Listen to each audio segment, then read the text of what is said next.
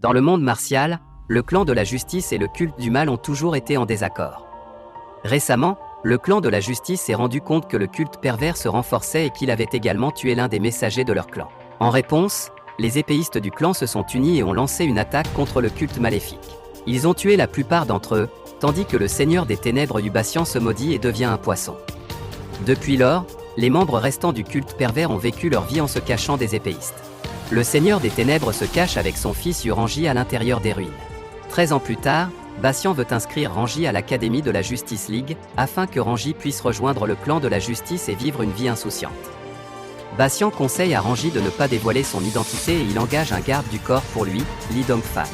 La Justice League Academy aide les membres du clan de la justice à apprendre à se battre.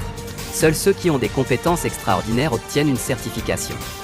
En faisant la queue, Ranji voit ce qui arrive à un membre de la secte qui tente de se faufiler dans l'académie. Le chef des gardes Qiang l'envoie à l'abattoir. Ensuite, il y a une rumeur selon laquelle le fils du Seigneur des Ténèbres se faufile dans l'académie. Ranji est terrifié, mais Lee est le maître du déguisement. Transformer Ranji en belle-fille et lui-même en femme. De cette façon, ils parviennent à entrer à l'académie mais rencontrent Mingzu, directeur du département de discipline. Mingzu prend Ranji pour une fille innocente et Lee comme un membre du culte maléfique qui la harcèle. Mais un disciple masculin du clan Seiyan les interrompt, permettant à Lee de s'échapper. Mingzu gronde Seiyan pour avoir ruiné son plan. Seiyan demande quelque chose à nettoyer et Ranji lui offre un bandeau sur les yeux. Cela impressionne Seiyan et il veut être ami avec Ranji. Cependant, il doit d'abord aller aux toilettes. Mingzu croit que seules les filles sont des disciples responsables et elle accompagne Ranji avec joie à la cérémonie d'entrée. En chemin, elle montre à Ranji une photo d'elle-même et elle demande si elle connaît quelqu'un de la secte perverse. Mingzu connaît tous les détails du fils du Seigneur des Ténèbres sauf son nom, mais elle ne soupçonne pas Ranji parce qu'il est habillé comme une fille. Lors de la cérémonie d'entrée, le principal prononce un bref discours. Après le discours, les disciples commencent à louer le meurtre des membres du culte pervers. Ils brûlent également une marionnette du fils du Seigneur des Ténèbres. Ranji sent que son âme a quitté son corps. Il s'échappe aussitôt, mais la boule du destin lui tombe dans les bras et il est invité sur scène. Ranji dit à tout le monde son nom et qu'elle n'a pas de clan. Heureusement, Mingzu dit que tout le monde est accepté sauf s'il vient du culte pervers. En récompense pour avoir attrapé la balle du destin, Ranji reçoit une sculpture en bois qui équivaut à 10 ans d'art de la culture du directeur. Le principal transfère la récolte à Renu. Ranji se sent soudainement plus léger, mais il remarque ensuite que ses implants mammaires sont tombés. Tout le monde commence à l'appeler un garçon déguisé, mais Mingzu l'aide à nouveau et elle dit que Reni n'est qu'une fille plate. Pour prouver son point de vue, Mingzu embrasse Ranji et elle conclut que parce qu'elle déteste les hommes, elle ne le ferait jamais si elle était un garçon. Il apprend également que Mingzu est également une étudiante de première année, mais elle a grandi à l'académie, c'est pourquoi elle la connaît si bien. Mingzu l'emmène au test de niveau, qui divisera les élèves en classes en fonction de leurs compétences. L'examinateur est Qiang, qui est dur avec Ranji car elle n'a pas de clan. Malgré cela, Ranji réussit le test de vitesse grâce à sa cultivation ravivée. Le prochain test est sur les techniques. Les étudiants sont invités à lancer des couteaux sur une cible et Ranji montre ici son habileté. Cependant, Qiang le déclare éliminé. En entendant cela, Beriman apparaît et elle dit qu'elle n'acceptera pas cette injustice.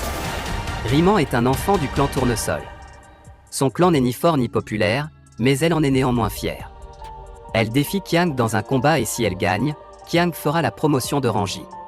Cependant, Riman est battu et Qiang se moque également de son père pour être un lâche. Riman dit que son père a pris soin d'elle, alors elle fera de son mieux pour son clan.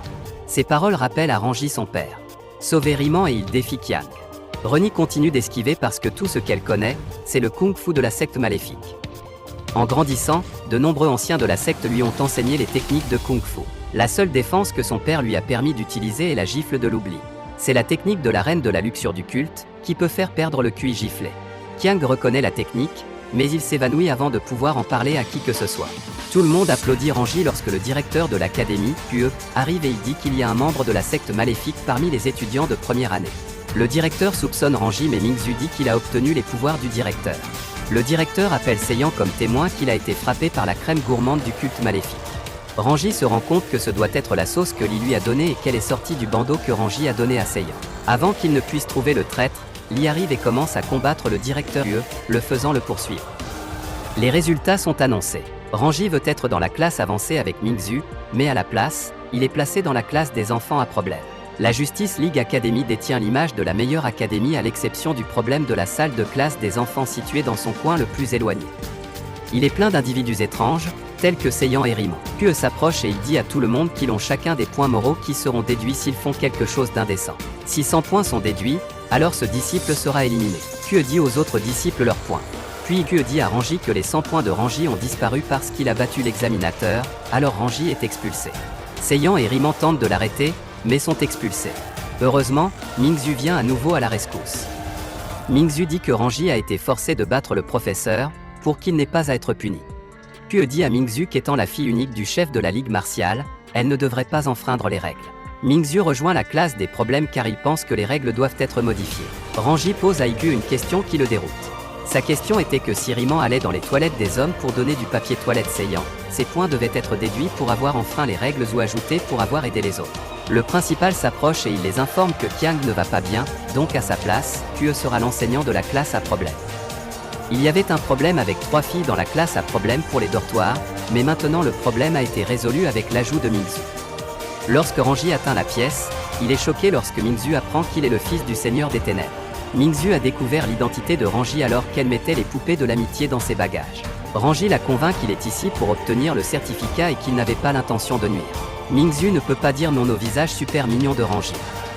De plus, Mingzhu ne veut pas que quiconque sache qu'elle a embrassé un garçon, mais elle l'avertit que si elle lui cache autre chose, elle le coupera en morceaux. Maintenant, le seul problème qui reste est le lit simple qu'ils doivent partager. Mingzhu accepte de partager un lit, mais elle continue de bouger dans son sommeil et Reni est incapable de dormir. Le lendemain matin, ils apprennent à connaître leurs camarades de classe et Kue les rejoint pour leur première leçon. La première leçon est de lutter pour rester dans une zone encerclée. Les perdants perdront 5 points. Ranji veut être jumelé avec Mingzhu mais il dit que ce sera injuste car il a obtenu un pouvoir supplémentaire du principal. Alors Kue dit à Ranji de le combattre. La première rencontre est entre Mingzhu et Jia Jingsu.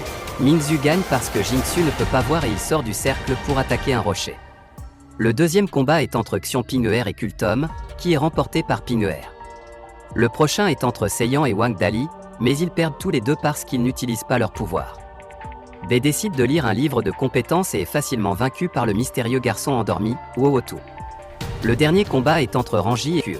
Ranji ne peut pas utiliser le pouvoir du culte maléfique, elle ne compte donc que sur le pouvoir qu'elle a reçu du directeur. Kue est déterminé à l'expulser, alors il l'attaque par derrière.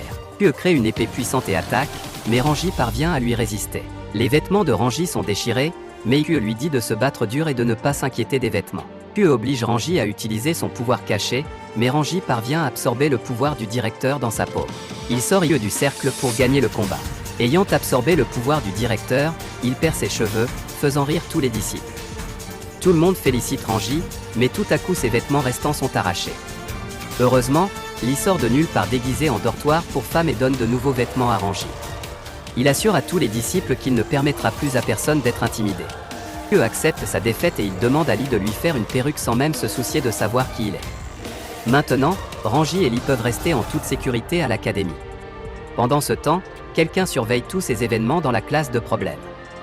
Dans la prochaine leçon, Kue dit que les disciples avec plus de 30 points négatifs seront expulsés lors de l'examen de mi-année. Il présente également un nouvel élève à la classe de problème.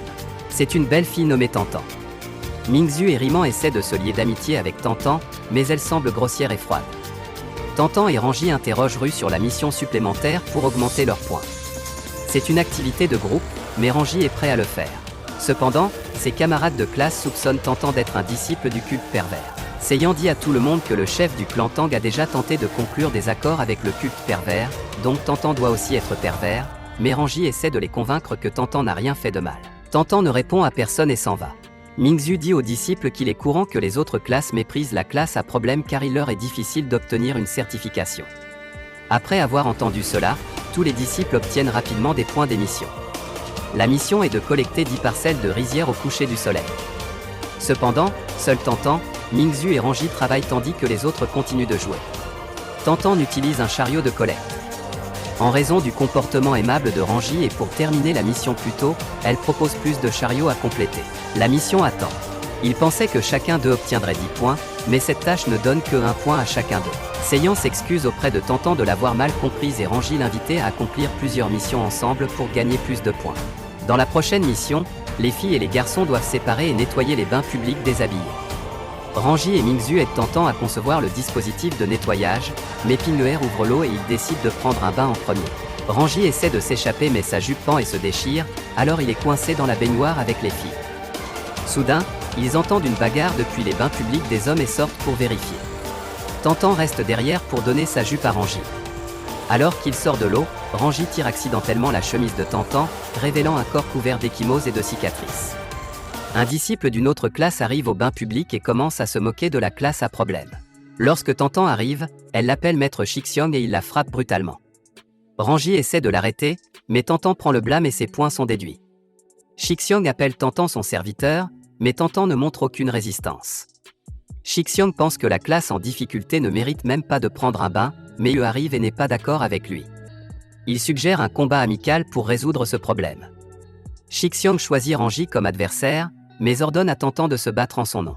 Yu annonce les conditions, le gagnant obtient 10 points et le perdant en perd 10. Shixiong offre également un cadeau à Tantan s'il gagne, mais Tantan semble cacher quelque chose. Rangy ne veut pas perdre, mais il ne veut pas non plus blesser Tantan. Soudain, Tantan lance une bombe fumigène et elle dit à Rangy qu'elle aime être avec eux dans la classe à problème. Lorsque la fumée se dissipe, Tantan est retrouvé inconscient dans les bras de Rangy. Puis déclare Rangy vainqueur. Shixiong confronte Rangy, disant qu'elle a la preuve qu'elle est une disciple du culte pervers. Shixiong dit à tout le monde qu'il connaît Tantan depuis 10 ans et qu'il se retourne maintenant contre Shixiong. Tantan s'approchant de Rangy, montre qu'elle a une liaison avec lui, une affaire de culte pervers. Les disciples ne le croient pas, mais ils montrent une épingle à cheveux qui appartient à la reine de la luxure du culte du mal. Les parents de Tantan se sont suicidés pour se sauver de la punition, laissant leur fille seule et s'accrochant à cette épingle à cheveux. Puis la reconnaît. La reine de la luxure du culte pervers et la mère de Tantan étaient sœurs. C'est ainsi que Tantan a obtenu l'épingle à cheveux. Puis se met en colère et avertit Shixiong de ne plus jouer avec ses élèves. Il croit toujours qu'il est impossible pour un disciple du culte pervers d'entrer à l'académie. Le nouveau problème est que les disciples refusent d'accepter Tantan comme la fille d'un mauvais disciple de la secte. Tantan s'enfuit en entendant cela et Rangy la suit. En cours de route, il rencontre Li et confirme que le Seigneur des Ténèbres était également au courant des parents de Tantan car ils étaient comme un rêve que le Seigneur des Ténèbres ne pouvait pas réaliser. Li dit à Yanji que les parents de Tantan n'étaient pas des disciples du culte pervers. Ils étaient continuellement invités par le Seigneur des Ténèbres à rejoindre le culte jusqu'à ce qu'ils se suicident. Lorsque Li part, Mingzhu trouve Rangy. Il ne peut pas tout dire aux autres directement, alors élaborer un plan.